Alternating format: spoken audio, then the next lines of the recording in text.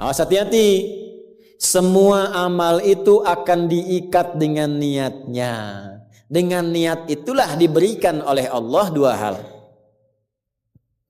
Satu, berpahala atau tidak. Jadi investasi akhirat atau tidak.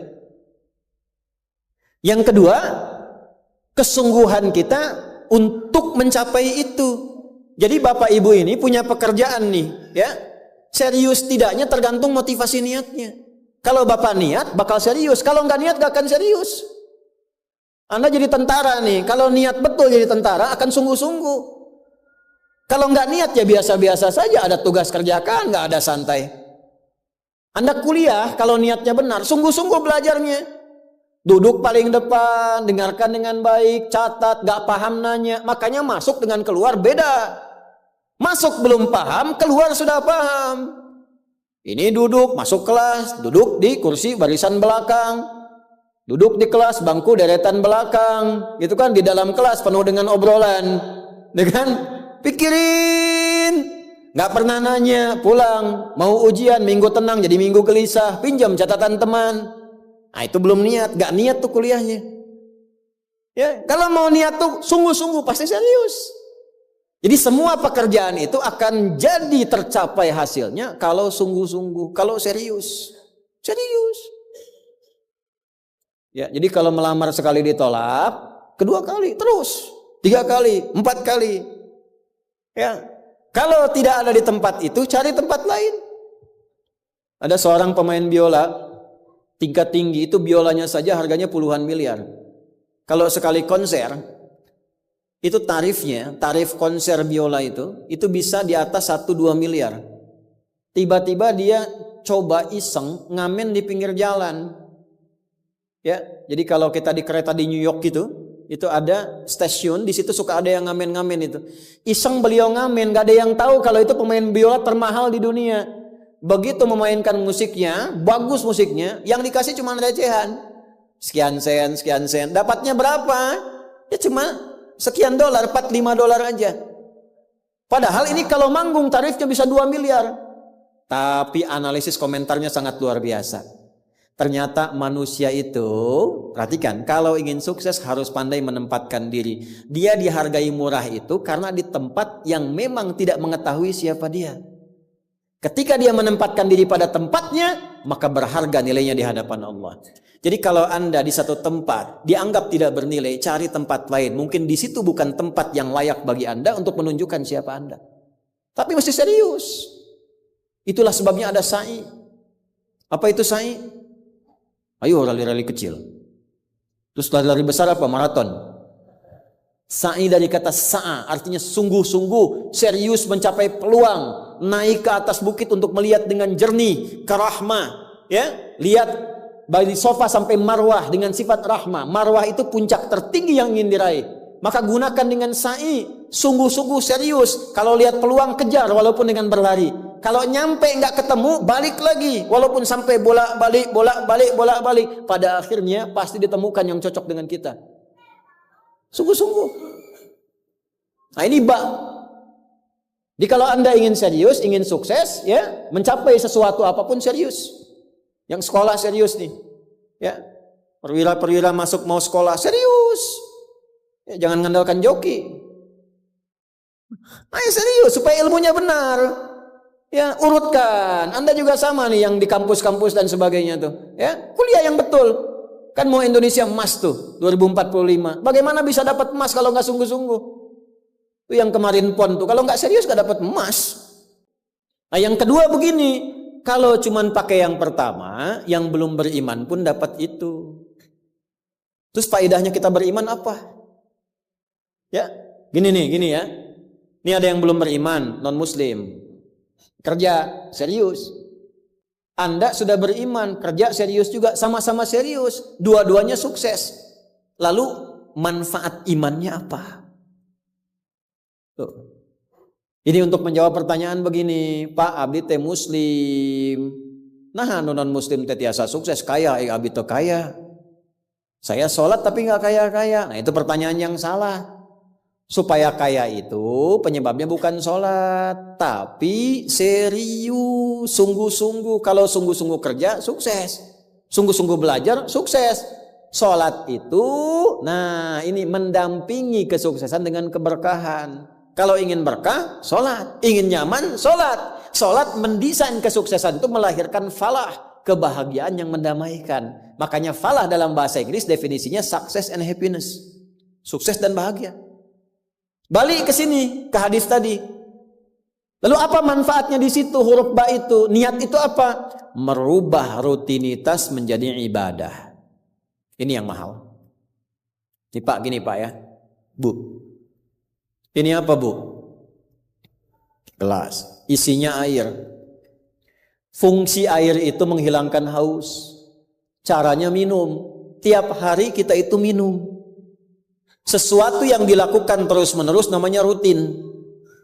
Disifati jadi rutinitas. Minum itu rutinitas. Tidak minum bahaya buat ginjal. Minum kita. Tapi yang kedua begini. Gimana caranya rutinitas itu jadi ibadah? Tuh, minum tapi jadi ibadah. Apa fungsinya ibadah? Supaya dapat bekal. Bekal buat apa? Bekal buat pindah. Pindah kemana? Pindah ke alam baru ketika meninggalkan dunia. Siapa yang akan hidup selamanya di dunia? Ayo angkat tangan. Gak ada. Orang terkuat di muka bumi Firaun. Jaringannya luas, tentaranya banyak, hartanya melimpah, supportnya tinggi. Tapi se-Firaun-Firaunnya tewas juga. Selesai. Nah, artinya apa? Kita akan meninggalkan ini karena kehidupannya sementara. Karena itu bagi orang yang sudah meninggalkan dunia, disebut diumumkan telah meninggal dunia. Nah kita punya iman kalau meninggal pindah kemana? Kan ditanya. Akal kita kan bertanya, ini pindah meninggal dunia, meninggalkan dunia pergi kemana? Kan belum pernah ada yang punya pengalaman ke situ balik lagi. Oh abdi tadi kadinya wih doi, enggak ada. Ya. Harus terjawab. Kalau tidak terjawab bingung kita ini. Harus terjawab. Yang bisa jawab itu siapa? Yang menciptakan kita. Tanggung jawab. Harus memberikan keterangan. Karena itu kalau ada kitab suci menerangkan dengan sempurna. Setelah di dunia ke sini keadaannya begini, bekalnya begini, dari situ ke sini prosesnya begini. Ini menunjukkan kitab suci itu benar dan sumbernya dari Sang Pencipta. Dan berita baiknya, Alhamdulillah. Alhamdulillah, silahkan riset, silahkan komparasikan. Secara ilmiah, riset. Hanya Al-Quran yang menerangkan itu dengan sempurna. Dari dunia pindahnya ke sini. Alamnya disebut dengan kubur. Pemisahnya disebut barzah. Di dalamnya ada begini. Dijelaskan oleh Nabi rinci. Kalau begini, begini. Kalau begitu, begitu. Selesai itu nanti bertahap seperti ini. Terjadi kiamat begini. Rinci. Kalau itu karya manusia, mustahil ada satupun manusia yang bisa berbuat seperti itu. Kita mau pindah nih. Sekarang kita pakai logika yang betul. Hukum pindah itu harus bawa bekal. Ini yang ngaji semua di sini, enggak semuanya orang Bandung. Orang Jakarta tuh. Ya. Soreang mana Soreang? Masih subuh nanti pas maghrib Soreang tuh. Ya, Purwakarta mungkin kan. Ini enggak semua orang Bandung ini. Apakah Anda bisa nyampe ke sini kalau enggak ada bekal? Dari Bandung mau ke Jakarta mesti ada bekal. Beli tiket pakai kereta api cepat. Ya, kereta cepat, wush, tiketnya bekal. Pakai pesawat, bekal. Hukum mengatakan setiap pindah tempat mesti ada bekal. Ini Anda, saya, kita mau pindah dari dunia minimal transit ya waiting roomnya di alam kubur. Mau pindah, pertanyaannya bekalnya apa? Kan pindah tempat. Semakin berpindah tempatnya, semakin beda hukumnya. Ini kita di Indonesia mau transit ke Malaysia, apa dikira mata uangnya sama? Tidak, hukumnya pun nggak sama. Orang Indonesia ke Singapura, hukumnya beda. Oh bisa rapi, di jalan rapi, nggak ada buang sampah sembarangan, gitu kan? Pulang lagi ke Soreang, nggak bala deui, gitu. Hukum beda, ketatnya nggak sama. Ke Amerika lebih jauh lagi, nggak laku rupiahnya, tukar dulu dari sini, baru dolarnya nyala. Pindah tempat beda hukum. Toilet di kota Bandung dengan toilet di Lebak Bulus bisa beda. Ya. Ini bang 1.000, kok 1.000 bang? 2.000. Biasanya juga 1.000. Anda di mana? Lebak Bulus. Sini Bandung pak. Ya, bisa beda hukum. Maka Anda jangan berharap di alam kubur itu hukumnya bisa sama dengan hukum di dunia. Pasti beda. Tetap pertanyaannya sama. Bekalnya apa? Cuman 2 lembar, 2 kain. Ibu tambahan 1 bu, kerudung ibu 3 tuh. Makanya saya selalu mengatakan dengan bercanda tapi dalam, mohon maaf ini yang muslimah, berlatih pakai kerudung ya. Berdoa minta sama Allah supaya nanti tidak bikin malaikat mungkar nakir penasaran. Di dunia nggak berkerudung, begitu meninggal dikerudungin, ditaruh ke malaikat. Ucu gening. Waktu di dunia teh kerudungan, nah udah jantan kerudungan. Man rabbuka, abi jamaah Ustaz Adi, namun belum sempurna hijrah. Pelan-pelan, jangan dihukumi dulu. Dia sujud itu sudah luar biasa. Dia belum taat pada satu bagian, tapi taat pada bagian yang lain. Kita doakan, support. Jangan langsung tiba-tiba, nggak taat, dosa, neraka. Nah, kamu neraka, aku maing weh. Repot kalau gitu tuh. Ya, balik lagi, dikembalikan pada kebiasaan, pada kebaikan. Nah, sekarang mau pindah ke alam kubur, bekalnya apa? Kan mesti jelas. Baju sudah beda, nggak bisa dibawa. Itu sudah fitrah, Pak. Bapak punya warisan banyak, ditinggal. Nggak ada yang mau ikut, semua ditinggal. Anak-anak tuh sudah catat warisan bapak apa saja. Ibu sesayang-sayangnya nggak akan ikut, bu. Bapak jangan tinggalkan saya. Terus kata yang nguburnya, ayo ibu mangga atau mau ibadah ngiringan, nanti aja. Akan masuk. Nah sekarang pertanyaannya bekalnya apa? Ini mesti terjawab. Kalau nggak terjawab, nggak lengkap agama itu. Apa fungsinya Tuhan di situ? Mesti menjelaskan. Nah di Islam itu dijelaskan. Bekal yang kita bawa pulang meninggalkan dunia itu, itulah yang disebut ibadah. Itu. Setiap dikerjakan ada poin ditulis. Poin itulah nama bekalnya. Namanya ajrun namanya. Lahum ajrun ghairu mamnun. Yang kita sebut dengan pahala. Yang menjadikan itu dapat, pahala itu diraih, bekal ibadah itu dapat, itulah niat. Itulah niat. Jadi pekerjaannya tidak berubah, rutinitas tetap jalan, minum tetap minum, kerja tetap kerja, makan tetap makan. Cuma dengan niat itu di saat yang sama cara minum itu langsung dinilai sebagai ibadah. Perintah Allah, malaikat tulis. Ya, berapa tulisnya? Sesuai kadar keikhlasannya, minimal 10. Itulah perbuatan yang dianggap benar sehingga konsepnya dunianya sukses, minum juga, haus hilang. Akhiratnya dapat pahala. Jadi dunianya sukses, akhirat sukses. Disebut baik, perbuatan baik yang dinilai sukses oleh Allah disebut hasanah namanya. Makanya kita berharap dunia jadi hasanah, akhirat dikonfirmasi hasanah itu jadi pahala. Maka kita berdoa, Al-Baqarah ayat 201, Rabbana atina fid dunya wa fil akhirati waqina. Apa tafsir hasanah terkait ibadah? Tafsir hasanah terkait ibadah pindah surat ke surat 6. Ayat berapa? 160. Man jaa bil hasanati falahu asyru amthaliha. Minimal kalau diniatkan jadi ibadah tulis 10. 10 itu yang disebut bekal pulang. Sebelum meninggal. Tampilkan nanti. Punten Pak ngetang nate sanes kieu nya 1, 2, 3, 4 itu hitungan dunia. Cara menghitungnya 1 ke 2 500 tahun. 2 ke 3 500 tahun, 3 ke 4 500 tahun. Nanti semua itu diakumulasi, ditampilkanlah surga yang sesuai dengan pahala kita. Kapan ditampakkannya? Saat sakaratul maut sebelum meninggal. Sifat ibadahnya disebut, sifat orang yang rajin ibadah disebut abdun, jamaknya ibadun. Ketika mau meninggal ditampakkan, karena ditampakkan tenang dia. Nyawanya tenang, jiwanya nyaman. Sifat jiwa yang dilatih ibadah, saat latihan disebut tumakninah.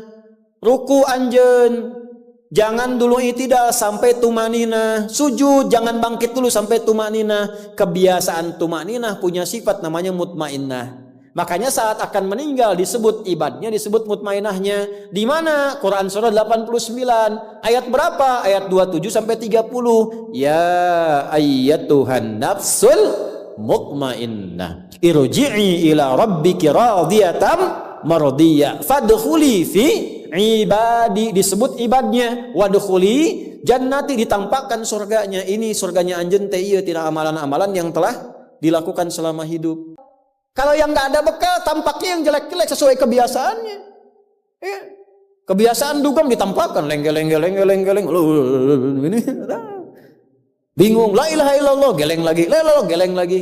Yang biasa tahlil, biasa ngaji, wafat sesuai kebiasaan, sesuai ajalnya.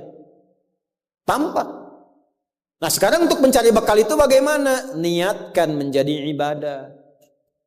Itu fungsinya itu mahal. Pembuktiannya setelah meninggal. Kalau bapak nggak percaya, ibu nggak percaya, dipertanyakan imannya. Silahkan saja nanti lihat setelah meninggal. Ya, cara merubahnya bagaimana? Nanti ada 3 bagian. Karena itu kata Imam Syafi'i, hadis ini sepertiga ilmu. Ilmu itu dipraktikkan lewat amal, makanya hurufnya sama. Ain, lam, mim saat belajar. Ain, mim, lam ditukar, lamnya ke belakang, mimnya ke tengah. Saat diamalkan hurufnya sama. Orang yang mengerjakan itu ain pakai alif, lam dan mim, alimun. Tempatnya alamun, tanda-tanda orang itu kenal Allah, maka dia pakai ilmu. Ilmunya dia amalkan, hurufnya sama semua. Ilmun, amalun, alimun, alamun. Allah disebutnya apa? Rabbil alamin, jama alhamdulillahi rabbil alamin. Jadi kalau kita pakai ilmu, gunakan. Begitu digunakan, tuliskan pahalanya.